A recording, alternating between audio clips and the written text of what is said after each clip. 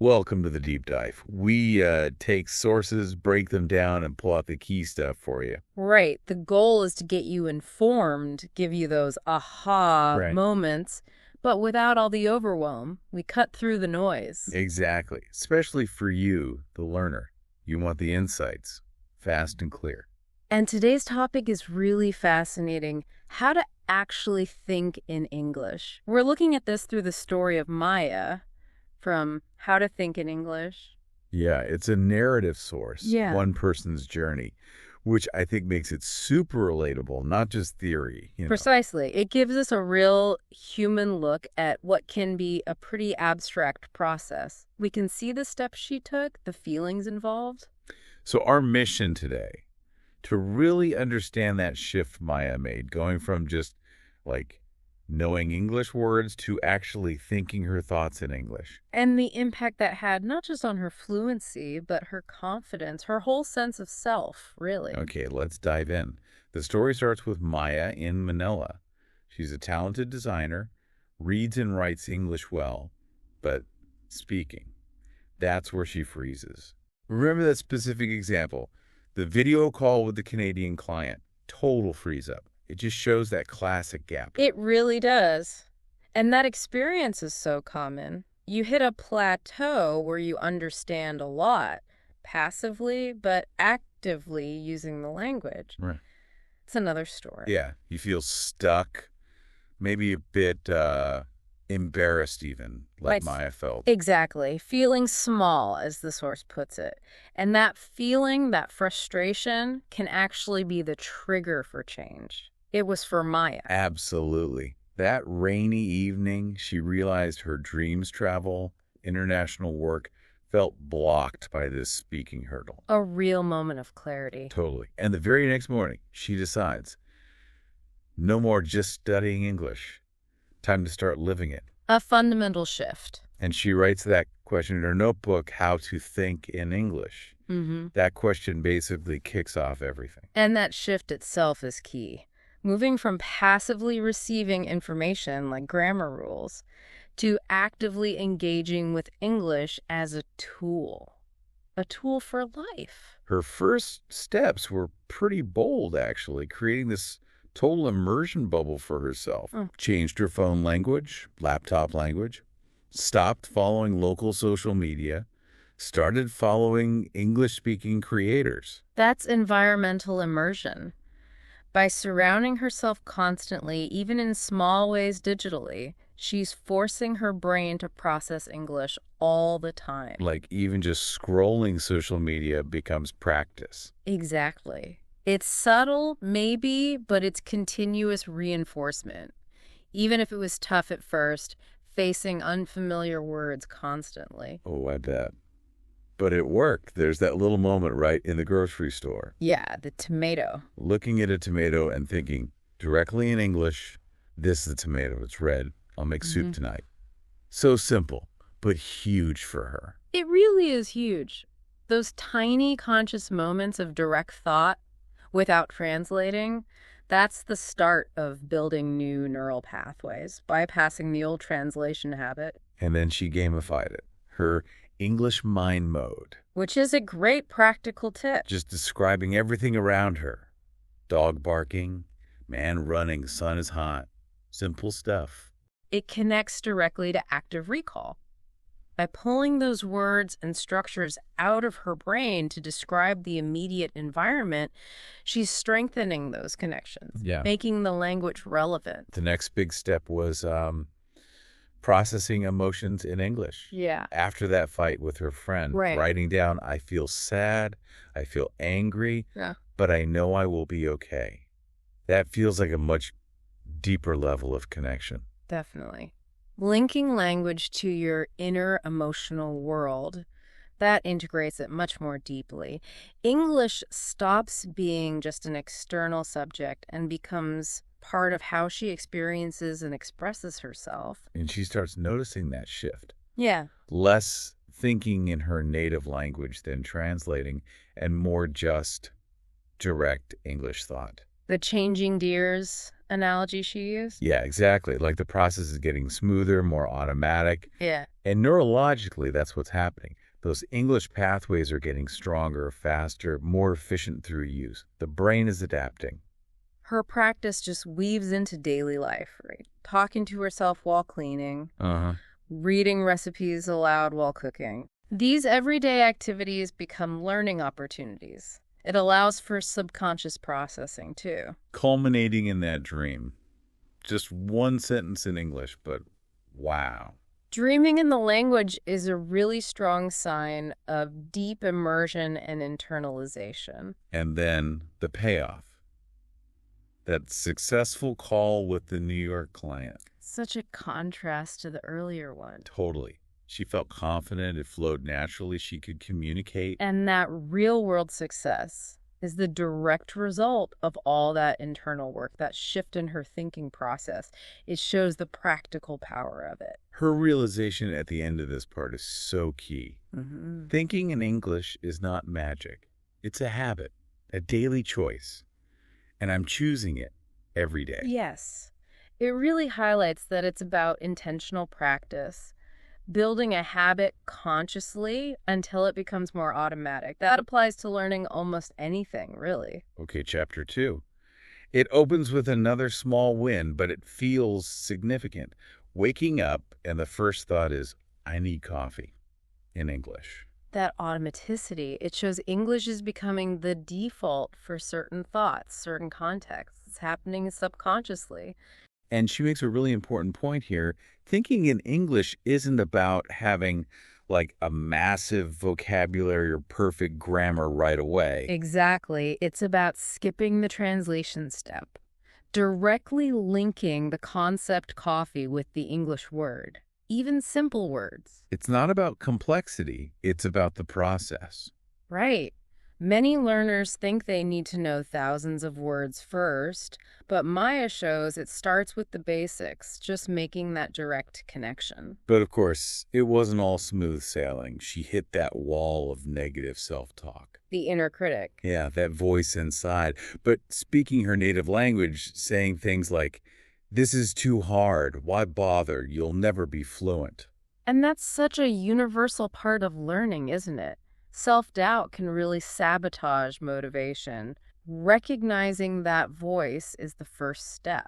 It reminds me of that whole growth mindset idea. You have to challenge that fixed thinking. Precisely. And Maya's response is just fantastic. She answers that voice back, but in English. No, I'm not perfect, but I'm better than yesterday. I will keep going. And writes it down as a rule. Talk about taking control. She's using the target language itself to fight the negativity associated with learning it. That builds agency, self-efficacy. And she actively starts reprogramming her thoughts, replacing I'm stupid with It's okay. Mistakes help me learn. and I can't do this becomes I'm learning. I'm growing. It's cognitive restructuring, essentially, applied to language learning. building a more positive self-image as an English speaker. Which is crucial for resilience. You need that to keep going through the tough patches. Then there's that conversation with her cousin Leela. Maya always thought Leela's English was way better. The comparison trap? Right, but Leela admits she gets stuck sometimes too. Even fluent speakers aren't perfect. That's such an important realization. It normalizes the struggle. Fluency isn't flawlessness. It's effective communication, bumps and all. Which leads Maya to another rule. Don't judge your English thoughts. Just let them be. Brilliant advice. Judging adds so much mental baggage, slows you down. Accepting imperfect thoughts reduces that cognitive load, lets the language flow more easily. She keeps up her building blocks game in the park. Naming things, making sentences, asking questions. Systematically practicing different language functions. Vocabulary, syntax, questions, putting it all together into thoughts. And then recording herself. That moment she listens back and thinks, that sounds like me, but in English. That's a big step in identity. Owning the language, feeling like yourself while speaking it. It all leads to that amazing final thought for the chapter. The voice inside my head now speaks English, and that voice is kind. What a transformation from that critical voice to a supportive, English-speaking inner guide. That's a huge win. Okay, chapter 3. Maya starts broadening her horizons, using English outside of just, focused study. Taking it out into the world. On her train commute, she starts listening only to English media. Podcasts, interviews, music. And she's not focused on understanding every single word, right? Exactly. More on the rhythm, the emotion, the flow of how native speakers actually sound. That's great for developing an ear for intonation and natural speech patterns. Passive listening is really valuable for that. And she keeps up her narration habit, silently describing things on the train in English. Woman in red coat reading. It's becoming automatic now. Linking observation directly to English description without conscious effort. Deeper integration. Then, a brave move heading into the English fiction section at the bookstore. Stepping up the challenge. Picks a novel, starts reading, and really feels the story connect, that emotional engagement with authentic material. That's incredibly motivating. It makes the language come alive, moves it beyond just exercises into something enjoyable and meaningful. Her notebook entry at a restaurant says it all. Today, I will turn everything around me into a classroom. I love that proactive mindset. Seeing learning opportunities everywhere, not waiting for a formal lesson. And she does it right there. Describes the waiter, another customer, her coffee, all in English in her head. Translating conscious observation directly into active language practice, moment by moment. And she even plays with tone, thanking the waiter in different ways. Thank you so much. Versus thank you so much. Exploring pragmatics, understanding how tone changes meaning. That's moving towards real communicative competence. It's not just words, it's how you say them. That's a really advanced skill to be intuitively exploring. It shows she's becoming very attuned to the nuances. Next, she joins an online English conversation group. Nerve-wracking, I'm sure. Definitely putting yourself out there. But she does it, connects with people, expresses herself. It underlines how vital actual talking is. Absolutely. Communicative practice is where you build real fluency and confidence, testing things out, getting feedback, making connections. And her realization afterwards, this feels real now. I'm not just learning English anymore. I'm using it to connect, to express, to live. That's the turning point, isn't it? Language stops being a subject and becomes a tool for life, for connection. It reminds me of our teacher's quote, language is not just words, it's how we carry our thoughts, our memories, our dreams. Beautiful. It captures that deeper personal significance. Language shapes how we see and interact with the world and how we hold on to our own experiences. The chapter ends with those 3 great notebook entries. Everything can teach me English if I pay attention. Mindfulness and learning. Thinking in English means thinking clearly, simply, and kindly. Linking it back to that positive inner voice. And my world is now an English classroom, and it's beautiful. Embracing the immersive, mindful approach, seeing the beauty in the process, that's a fantastic summary of this stage. Chapter 4 is really interesting. Maya decides to have a day of silence. A deliberate act of introspection. Yes, specifically to just listen to her internal English voice without the pressure of speaking out loud. That's a powerful technique, focusing attention inward on how the language is working inside her head. And throughout the morning, she's just silently narrating everything in English. The steam from her tea, the warm cup, the breeze. It shows the engine is still running, right? Even without output, the internal processing, the language generation continues if that thinking habit is strong. Even describing her breakfast gets creative. The strawberries are shy, The blueberry's tiny and proud. That shows a real comfort and playfulness with the language. Even in her private thoughts, it's not just functional anymore. And when she reads her English novel, after each paragraph, she silently summarizes it in English. Active processing for comprehension. She's not just reading, she's engaging, reformulating the ideas in her own internal English. Great for retention.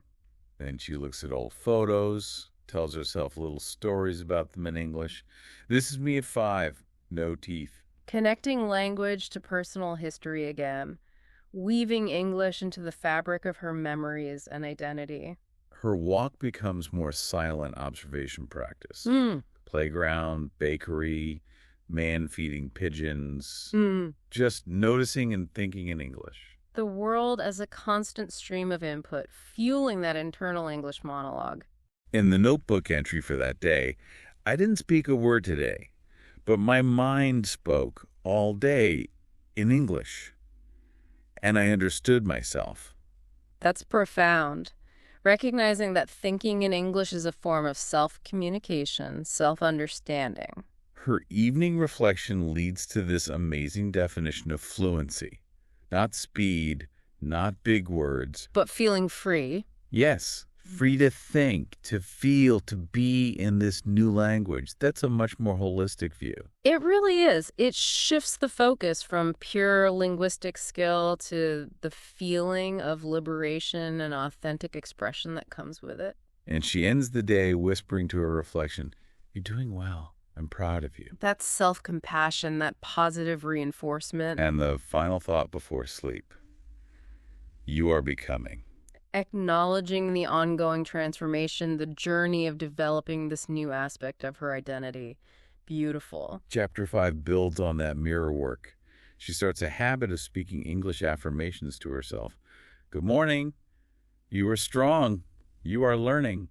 Using positive self-talk out loud now in English, that's powerful for building confidence and reinforcing that positive inner voice. Then she prepares and rehearses a short speech in English, practicing in front of the mirror, feeling more connected to the language and herself each time. That rehearsal is key.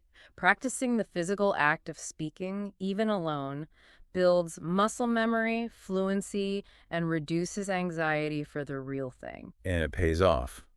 She gives that presentation in her online class, all in English, nervous at first, but then finds her flow, gets good feedback. See, the internal practice directly translates to better external performance. That success builds even more confidence. Her reflection later is telling, "Today, I used English to share something I love, and people listened," comparing that to her old fears. That's a huge confidence boost. Overcoming a specific past fear through a successful experience in the target language. Powerful stuff. The notebook entry connects the mirror to reality. The mirror doesn't lie. It shows who you are becoming. Every sentence is proof. Recognizing the tangible evidence of her growth. It's not just feeling better, there's proof in her ability to communicate. She remembers that phrase, "Language is a mirror of the soul." Linking language learning back to self-discovery, expressing her authentic self through this new medium. And the chapter ends with her thought, "Today, I didn't just think in English, I spoke it. I shared a part of me, and that matters." And that final mirror affirmation, "Good night, English Maya." Full integration. English isn't just a skill anymore, it's part of her identity, her daily interactions, her sense of self. English Maya. Chapter 6 tackles the inevitable bumps in the road.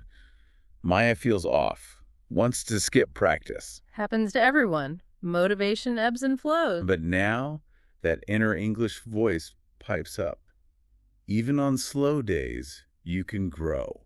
That's intrinsic motivation kicking in. The habit, the positive mindset, is strong enough to overcome temporary slumps. Still, she gets frustrated writing. The negative thoughts try to come back. A reminder that progress isn't linear. Setbacks are normal. But she remembers her teacher's advice. Mistakes are proof you're trying. Welcome them. Shifting the frame. Mistakes aren't failures, they're data. And she writes that amazing, bold entry, "Today, I will make mistakes, Mm-hmm. and that's okay." Giving herself permission to be imperfect, that's incredibly liberating for a learner. Then she does something really brave. Records herself speaking freely, no prep, just talking honestly, mistakes and all. Embracing vulnerability, that takes courage, but it's essential for developing spoken fluency, getting comfortable with imperfection. She watches a video. Here's that quote. "Fluency is not perfection. Fluency is connection." Another key mindset shift, focus on communicating, connecting, not on being flawless. And that call with her aunt in Canada proves it. They make mistakes, but they laugh, connect, encourage each other. The human element. Supportive relationships make a huge difference in feeling safe enough to practice and make mistakes. Her aunt's feedback is perfect. Yes, you made mistakes, but that's what made it great. You didn't give up. That's the magic. Perseverance over perfection, that's the real magic ingredient.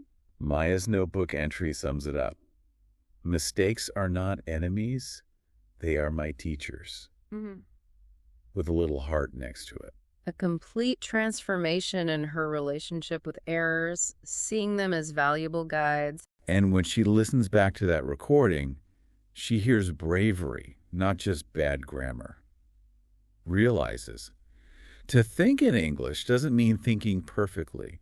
It means thinking freely. Exactly. Freedom from the tyranny of perfection. That's the core message of this chapter.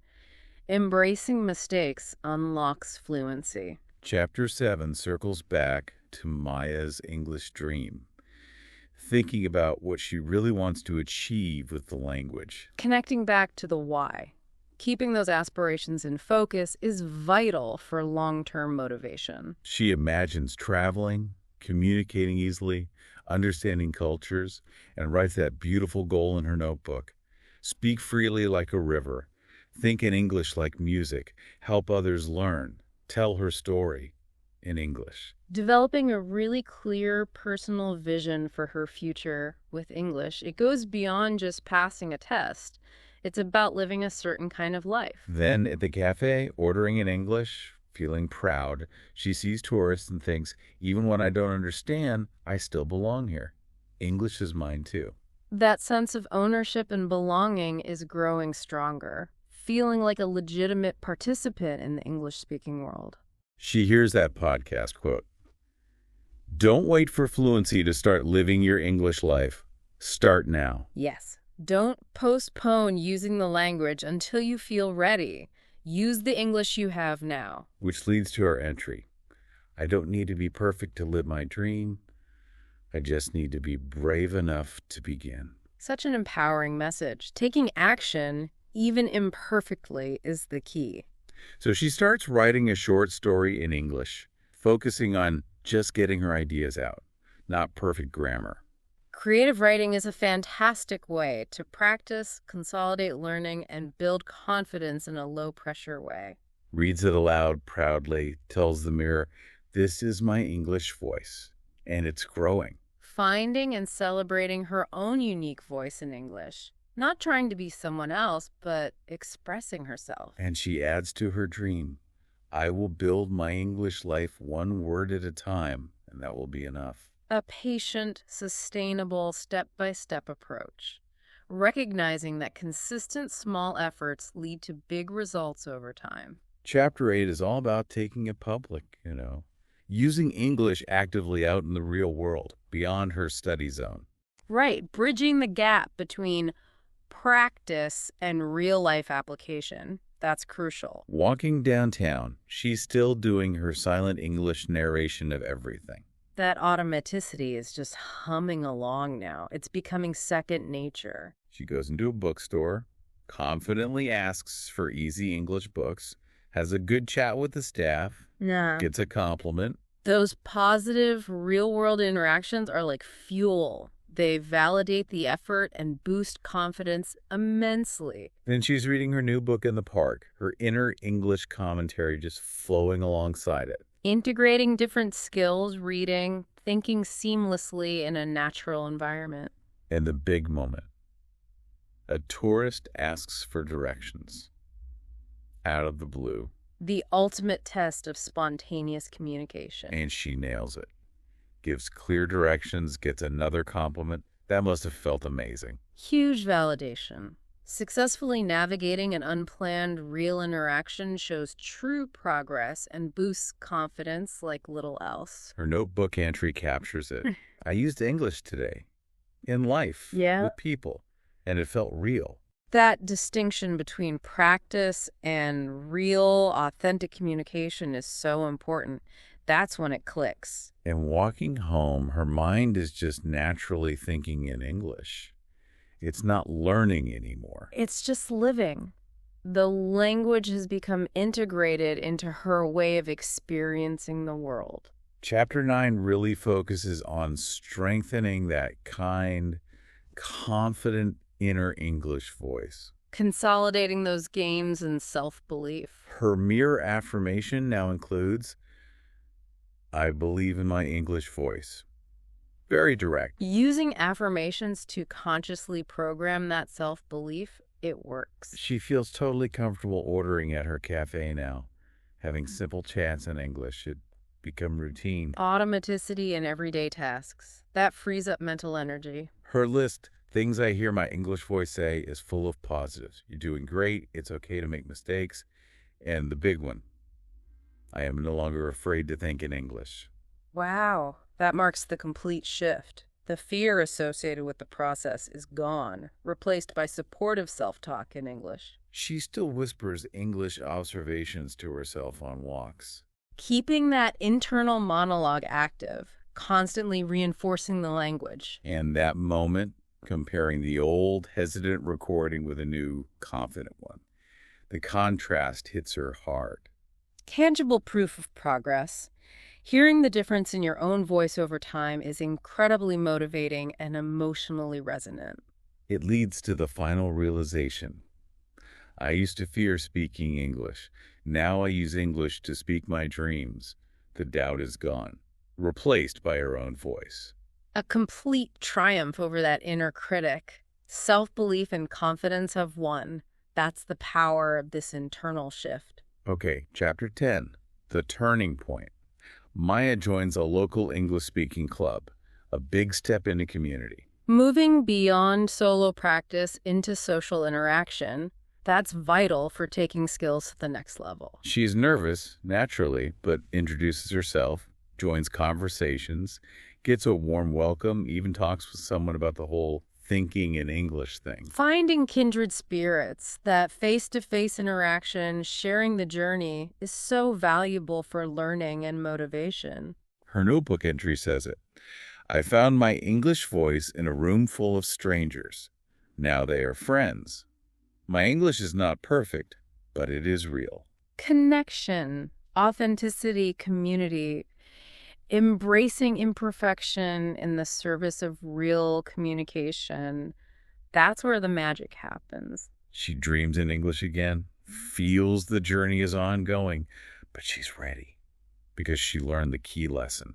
Thinking in English is not just about language. It is about living the language. That's the core insight. It's a holistic integration into life, not just an academic skill, a fundamental shift in how she engages with the world. And the final chapter 11, Becoming Fluent, the journey continues. It emphasizes this wasn't overnight. Months of consistent work. So important to remember. Fluency takes time and persistent effort. It's a marathon, not a sprint. Then, wow, she gets invited to give a short speech in English at an international conference about her learning journey. Talk about realizing her dreams. That's a direct result of all her dedication, a huge achievement. We see her practicing in the mirror one last time, feeling her progress, affirming, I am ready. That self-assurance, built through months of practice and positive reinforcement, prepares her for this moment. She delivers the speech confidently, shares her story, shifting her thinking, overcoming fear, choosing bravery over perfection, gets warm applause. Her vulnerability and her message resonate. Sharing the journey connects with people on a deep level. And her quiet thought afterwards, this is just the beginning. Perfect. Because language learning never truly ends. There's always more to explore, new ways to grow. It's a lifelong journey. Exactly. For Maya, for anyone learning, the journey evolves, gets stronger. And that brings us to you, listening. You can start today, right now. Speak one sentence in English, just one. Take one small step. Learn one word. Hold on to your English dream. Let your voice be heard. It starts small, but that first step is everything. The potential for growth, for connection, is immense. So the big takeaway from Maya's story is that shifting from just learning English rules to actively thinking in English is transformative. That's what builds real confidence, conquers fear, and lets you connect authentically. Absolutely. It's a holistic approach. Internalizing the language changes not just how you speak, but how you think, how you feel about yourself as a communicator, and how you engage with the world. The benefits go way beyond just grammar. So we encourage you to think about your own English dream. What does that look like? And maybe, just maybe, consider one small step you can take today, right now, to start thinking just a little bit more in English. Maybe just labeling the next thing you see, or forming one simple thought, like, Maya, this is a cup. It starts there. Every little bit counts towards that bigger shift. Thank you so much for joining us on this deep dive into Maya's incredible journey and the power of thinking in English. Yeah, this was a great one. Until our next deep dive.